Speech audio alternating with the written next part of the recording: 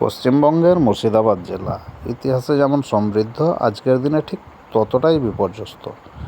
বিশেষ করে পদ্মা ও গঙ্গার ভাঙনে বছরের পর বছর ধরে নদী খেকো ওই এলাকা হারাচ্ছে শত শত একর চাষের জমি, বাড়িঘর, স্কুল, মসজিদ, এমনকি রাস্তা পর্যন্ত।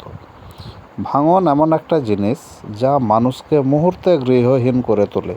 গ্রামের পর গ্রাম হঠাৎ করে হারিয়ে যাচ্ছে নদীর গর্ভে।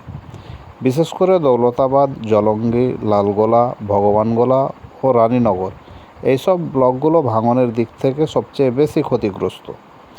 এখানকার সাধারণ মানুষ বছরের পর বছর ধরে সরকারের কাছে ত্রাণ, বাঁধ বা পুনর্বাসনের দাবি জানিয়েছেন, কিন্তু কিছু অস্থায়ী ব্যবস্থা ছাড়া স্থায়ী সমাধানের মুখ আজও দেখেনি এই জেলা।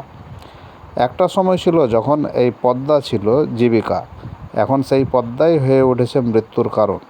একদিকে ভূমিহীন মানুষ, অন্যদিকে প্রশাসনিক উদাসীনতা, সব মিলিয়ে মুর্শিদাবাদের নদী ভাঙন এখন একটা নীরব বিপর্যয়।